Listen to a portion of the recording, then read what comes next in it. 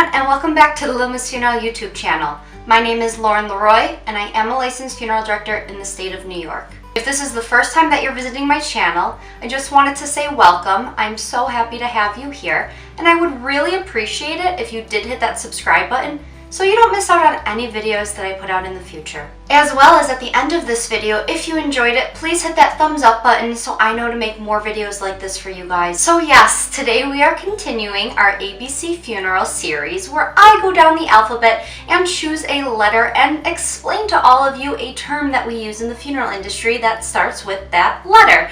And today we are on the letter D. And the term I'm going to be talking about is disinterment, or to disinter. So this is something that's not an everyday occurrence, but we still see a lot of it within the industry, and that is when a casket that has already been buried in the ground in a cemetery is dug up and moved to a different section within that cemetery or to a new cemetery altogether. And the actual definition, quite frankly, is to take out of the grave or tomb.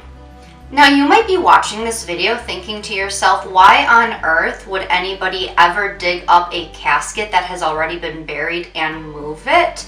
Because there are a lot of costs and paperwork involved in order to do this. It's not necessarily something that's very simple. It can in certain instances be very complex. So why do people choose to do this? And the answer to that question is that it's a very personal decision.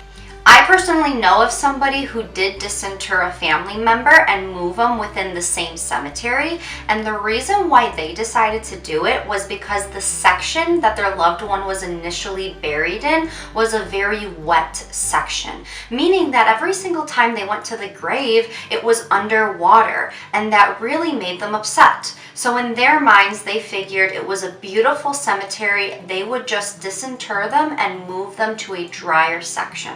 I also have, in my opinion, what is kind of a really adorable story. When I first started in the funeral industry, I was just about 21 years old, and the funeral home that I was working for at the time had this gentleman come to us because he wanted to disinter his wife and move her to a completely different cemetery.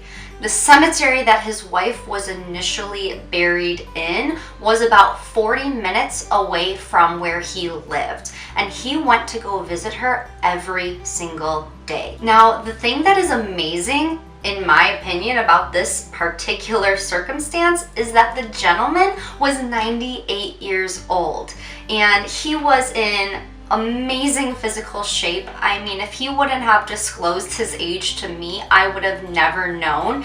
And his actual comment was, I need to move my wife closer because I'm getting a little too old to drive this drive every single day. So sometimes people choose to disinter a family member for reasons as simple as they don't like the current gravesite where they're buried, to something such as they moved and they want a cemetery that is closer and more convenient to them. So I hope that I was able to explain the term disinter to you all just a little bit more clearly. So if you do ever hear a funeral professional talking and using this term, you have an idea of what they are talking about. Thank you guys so much for watching, and I'll see you all next time.